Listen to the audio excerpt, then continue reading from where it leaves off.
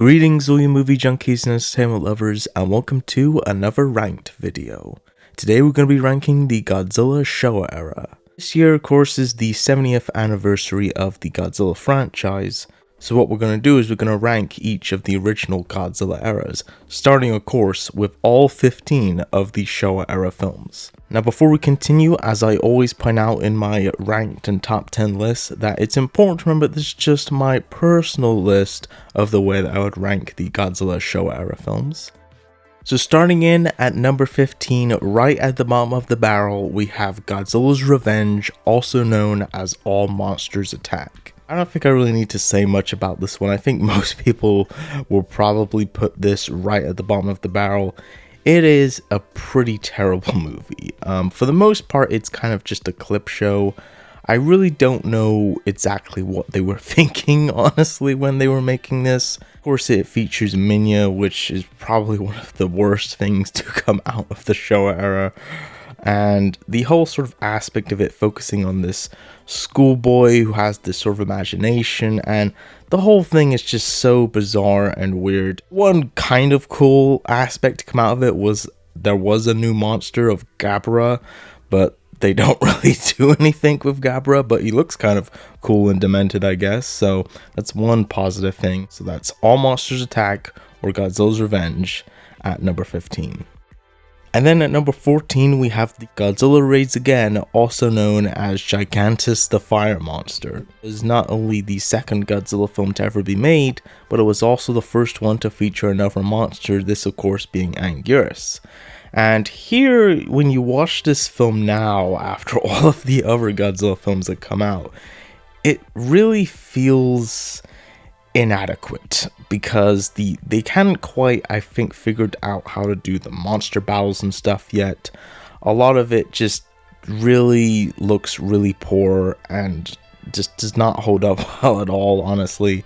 And you know me, I always say that you should judge a film by the effects and techniques of the other films around that time period. But this, just even compared to the original film, it just feels a lot more sloppier, I guess. The one cool aspect was the ending of them trapping Godzilla in the ice. That part, honestly, legitimately, I think is great. But the rest of the movie is pretty forgettable. So that's Godzilla Raids Again at number 14. And then at number 13, we have Son of Godzilla. The introduction of Minya, the son of Godzilla, doesn't have the aspects that you want from a traditional Godzilla film. I did appreciate that they had a bit of more of a different setting than these traditional, battles in the giant cities, but it's still just, I just don't care for Minya, or a lot of the other aspects in this. So the Son of Godzilla at number 13. And then at number 12, we have Godzilla vs. Hedorah. If there was an award for the strangest film in the Godzilla franchise, this film would absolutely deserve to win it. I think a lot of people really enjoy it for that oddness, but to me it's more just odd and bad than it is odd in kind of a fun, good way. But Hedorah was definitely one of the most creative of all the monsters of the series. It is certainly quite an interesting watch. So that's Godzilla vs. Hedorah at number 12.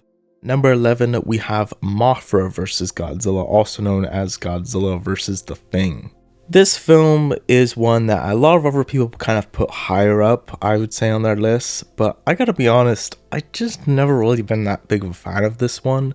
And don't hate me, but I'm not like the biggest Mothra fan in general, and I know that, there's a lot of Mothra fans out there, and if Mothra is one of your favorite Godzilla Toho monsters, that's great. But to me, it's like, a giant butterfly. Is it really? That's I don't know. I mean, look, I know there's more to Mothra than that. I do enjoy the whole traditional Mothra aspect of the twin fairies and all that. But again, for me personally, there's not really much going on with this one. And other than some cool destruction scenes of Godzilla, there's not really much going on here of note personally for me. So it's not one that I really personally enjoy going back to that much. So for me, it's just, there's a lot of the other ones personally I would revisit more than this one. So it's a perfectly fine film, but I just don't like it as much as some of the others. So that's Mothra vs. Godzilla at number 11. And then at number 10, we have Ebirah, Horror of the Deep, also known as Godzilla vs. the Sea Monster. I just really dig sort of the tone of this one. I think overall it's not, a great film. For any of you who don't know, this film actually was not even supposed to have Godzilla in it originally, and apparently they had actually written all of Godzilla's scenes for King Kong. So when you watch the movie with that in mind, it definitely has that kind of aspect to it where it's like, Godzilla's kind of acting not quite very much like Godzilla, he's acting more kind of like King Kong. And it's like, well, that's because it was supposed to be King Kong until like the last minute. It's Ebirah, Horror of the Deep at number 10. And then at number 9, we have Godzilla vs. Gigan. Really quite strange because it has kind of a very dark tone of it. There's a lot of, blood in this one, but at the same time, it's, it's the Showa era still, so it's really quite strange and silly. You just dig the theme park sort of aspect of this one. I love that they teamed up Godzilla and Anguirus. I love that they brought Ghidorah back. I love the whole alien cockroach people aspect of this. That's Godzilla vs. Gigan at number 9. And then at number 8, we have Godzilla vs. Megalon. Love just the plot of this one. This is just one of my favorite sort of traditional, wacky, out there Godzilla plots, because the plots of all these movies have always been, even going back to the first one, I would argue, they've always been out there and insane, and that's an aspect of these movies that I've always really loved, though. And just the monster fighting and the monster bashing, this one is just a lot of fun, and it's a great watch. So that's Godzilla vs. Megalon at number 8. And then at number 7, we have King Kong vs. Godzilla. I should specifically point out that this is the universal or international cut of King Kong vs. Godzilla as my preferred version. I have seen the original Japanese version, but I think maybe for me, I've seen the international version too many times to get used to or like prefer the original Japanese version. So I know a lot of other people would probably prefer the Japanese version, but for me, I prefer the US version. I just thought it's important that I make that distinction. I watched it so many times growing up as a kid. It may have even been the original proper Godzilla film that I ever saw, other than the TriStar Godzilla. One of the aspects of it that's kind of poor is King Kong himself, and it just doesn't really look like any other version. And I know a lot of other people have kind of said that he looks more like Bigfoot than he does King Kong. The final battle in particular is just, I think it's just awesome and great and an absolutely fun watch. So that's King Kong vs. Godzilla at number 7. At number 6, we have Ghidorah, the Three-Headed Monster. The introduction of King Ghidorah really was a very important chapter in the franchise, because this was really the first time in the franchise that Godzilla was portrayed as a good guy, or a protector of Earth, if you will. It was really the first proper monster bash of more than 2 or 3 monsters. And again, the ending battle is really, I think, what makes this one so great. It's Ghidorah the Three-Headed Monster at number 6.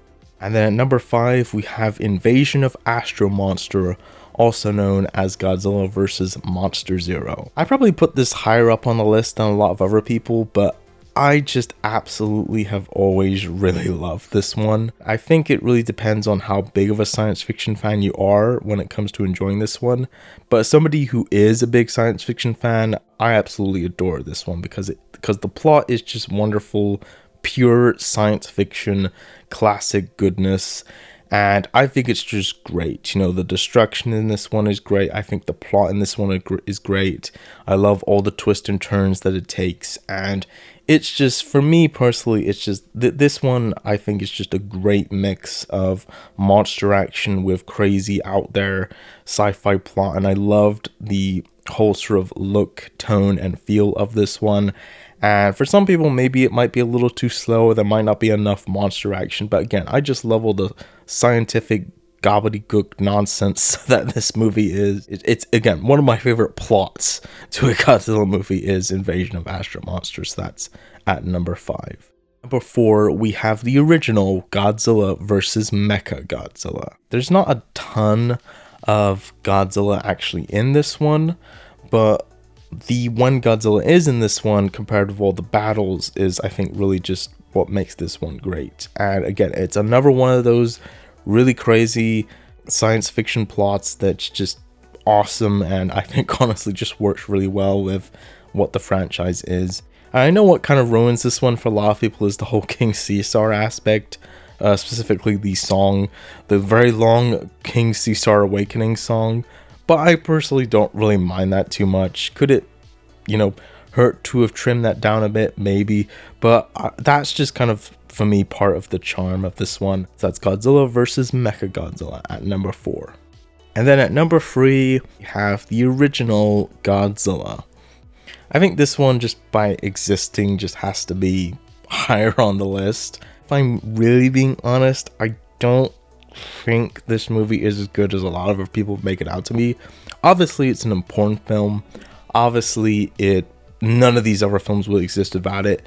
It definitely was ahead of its time. It definitely does still work well, and a lot of the great aspects of it, I think, are, you know, rightfully praised.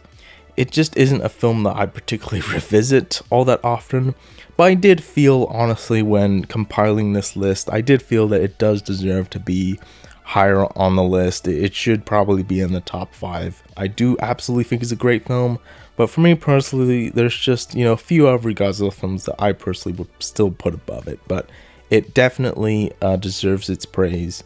And yeah, I don't think I need to say much about it. It's a classic monster movie, and yeah, definitely a great film. So that's the original Godzilla at number 3.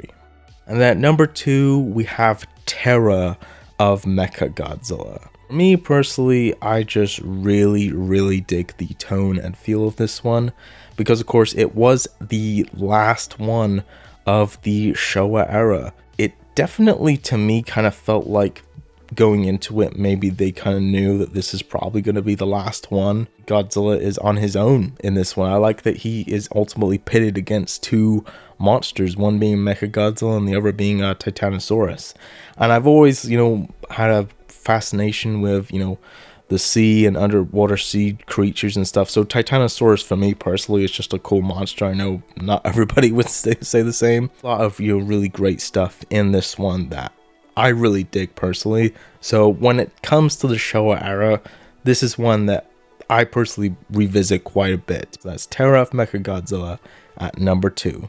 And finally, at number 1, we have Destroy All Monsters. I think most people probably put this in the top 3 or 4 or 5 at least. It very much feels like a sort of bigger scale version of Invasion of Astro Monster in a lot of ways. The final battle at the end of them all going up against Ghidorah is quite a sight to behold, and it's just absolutely great. And again, I love the plot of this one. I love the sort of futuristic aspect of it, and the whole sort of Monster Island aspect of it, that they've all contained the monsters to one island. I thought was an interesting thing. That's Destroy All Monsters at number 1. Well, there you go, guys. That was the way that I would rank all of the Showa era Godzilla films. This was an incredibly difficult list to compile, especially considering how different all these are and how many of them there are. But yeah, I'm sure a lot of you guys would put them in a very different order. So please do feel free to jump in the comments and let me know how you would rank the Showa era. So thanks for watching, you guys. Be sure to subscribe for more videos, and until next time, be sure to consume as much entertainment as humanly possible. And I will see you in the next video.